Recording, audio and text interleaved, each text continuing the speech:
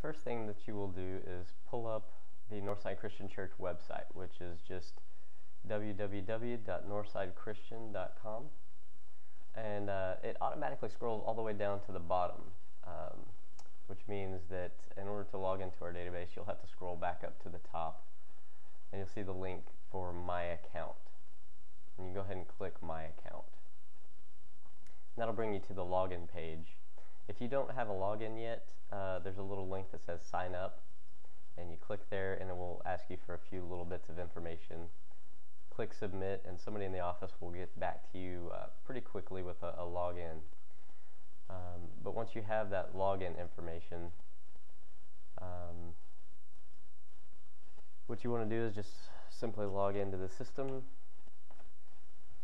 And this is Church Community Builder. It's kind of a database, an interactive database that we use to keep track of lots of stuff here at the church. So over to the right, you'll see your groups. And what we've done is we've just set up a demo life group so I can show you how to do certain things. So we'll go ahead and click in there.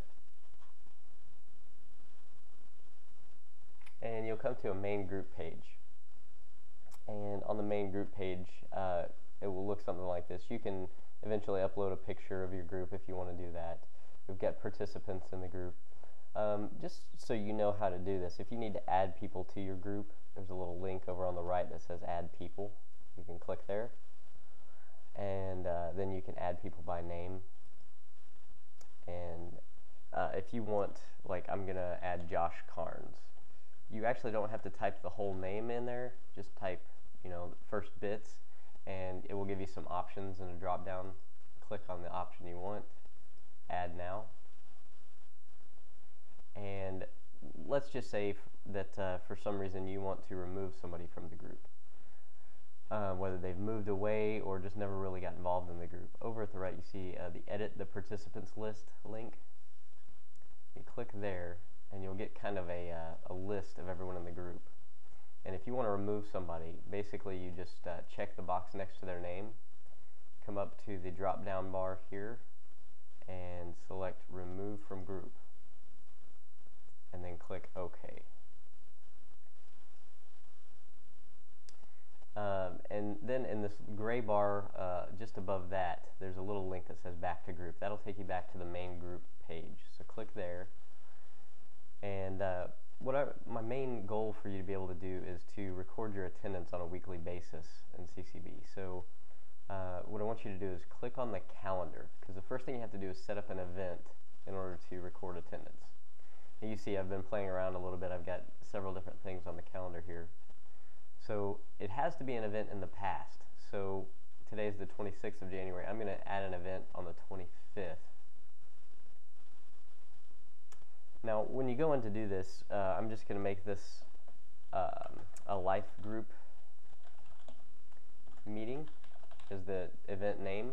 If you want to put your contact phone number in, that's fine. Describe the meeting.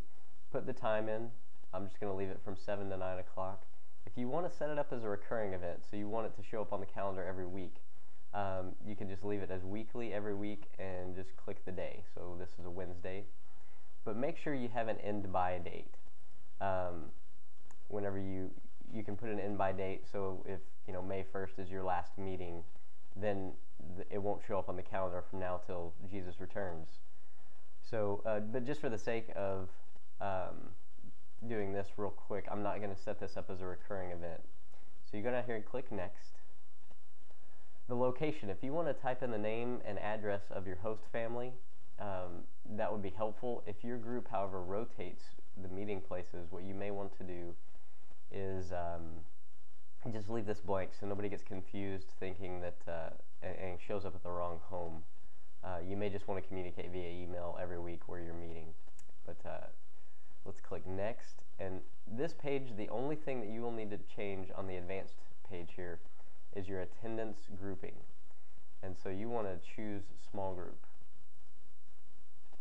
And everything else you can just leave alone and scroll all the way down and click Save. And so this will bring you to the event page. But what I want to do is show you how to do this as if you've already set this up as a recurring event. You're logging into the system. So I'm going to go back to the main group page. And in order to record your attendance, what you will do is click on your calendar and then go to the meeting that you want to record attendance for. So on the 25th, click on that link and a little dialog box will pop up here. You want to click More Details, and that will take you to the event page. Now over to the right, there's a little link that says Record Attendance. Pretty self-explanatory, right? So you'll click on that, and basically what you want to do is click the names of the people that were at your meeting.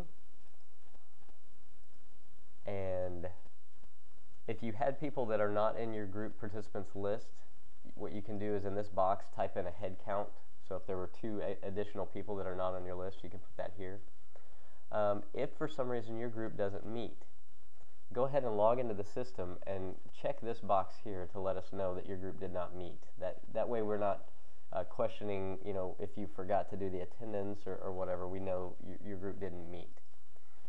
So you check the boxes of the people that were at your group, and then if you want to add information in these boxes here, discussion topic, the notes, prayer requests, any new members or visitors, you can do that. The one thing though, down at the bottom, you'll see you can email a summary to me, that's the leadership, or to the entire group and me, but there's not an option for just the entire group. So if you don't want me to be in the middle of your group's business, if there are confidential prayer requests, things like that, you don't need to send this. You can just leave it as default, no one. Don't send an email. You can just record this in your attendance. You don't even need to fill in these boxes if you don't want to. But once you're done with everything, at the bottom of the screen you'll click Save. And then you'll see over at the right, your attendance is 5. If you need to edit, you forgot to add somebody that was there, you can go back in here and check the box of the person that you forgot, scroll down, click Save, and that will change it for you. Now, to get back to your group, right here underneath the day of the meeting is the name of the group. You click on that link and it will take you back to the main group page. And here all I want to do is show you just a few more options that might be helpful for your group. There's a Messages tab. If you want to send a message to the group, just letting them know about something that's going on, you just click New Message, and it will come up almost like an email screen. You can put in the title, your message. If you want them to be able to respond to your email directly, make sure and check this box.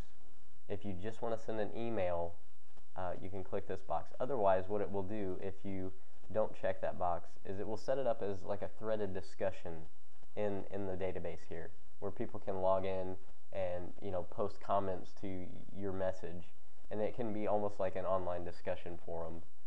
If you need to add attach files to this email, you just click Attach Files, click the Browse button, and you can find that file on your computer and attach it to the message. So that's a useful tool for messages.